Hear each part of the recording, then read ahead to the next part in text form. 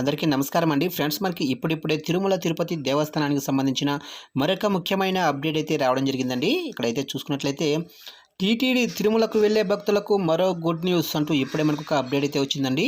అయితే ఇందుకు సంబంధించిన పూర్తి వివరాలు అయితే మన వీడియోలో తెలుసుకుందామండి. ఆ గుడ్ న్యూస్ ఏంటనేది వీడియో మాత్రం ఎక్కడ స్కిప్ చేయకుండా చూడండి ఫ్రెండ్స్. అప్పుడే మనకి పూర్తి సమాచారం అయితే తెలుస్తుంది.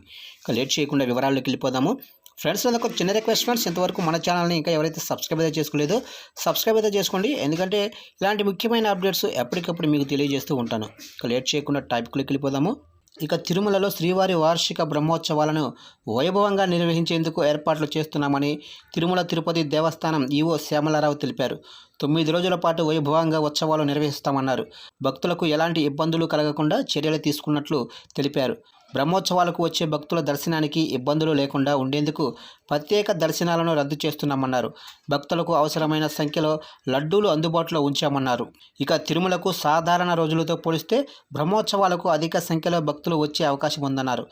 ఎంతమంది భక్తులు వచ్చినా ఇబ్బంది లేకుండా చర్యలు చేపడుతున్నట్లు తెలిపారు. ఇక తిరుమల దర్శనానికి వచ్చే భక్తులకు ఆధార్ కార్డు ద్వారా లడ్డూలు విక్రయించడం ద్వారా లడ్డూ నిల్వలు పెరిగాయని టీటీడీ ఈవో శ్యామలారావు తెలిపారు.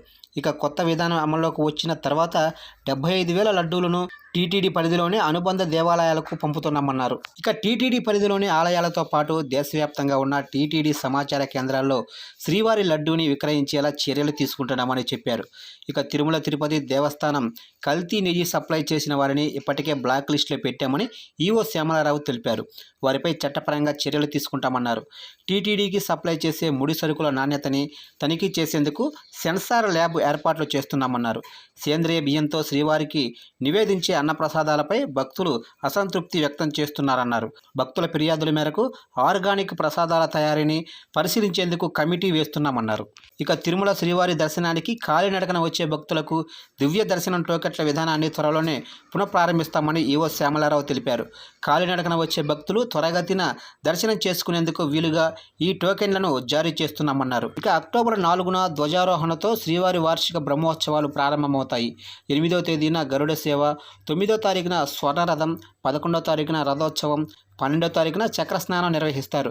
ధ్వజారోహణ సందర్భంగా ధ్వజస్తంభంపై గరుడ పతాకం ఎగరవేసి ముక్కోటి దేవతలను బ్రహ్మోత్సవాలకు ఆహ్వానిస్తారు. ఇక వేద పండితులు మంత్రాలతో దర్భచాపను ధ్వజస్తంభం చుట్టూ చుడతారు. దర్భతో పేనిన తాడును ధ్వజస్తంభంపై వరకు చుడతారు. వీటి తయారీ కోసం టీటీడీ అటవీ శాఖ 2 వారాల ముందు నుంచే కసరత్తు చేస్తుంది. బ్రహ్మోత్సవాల్లో భాగంగా ప్రతిరోజు ఉదయం 8 గంటలకు, రాత్రి 9 గంటలకు వాహన సేవలు ఉంటాయి.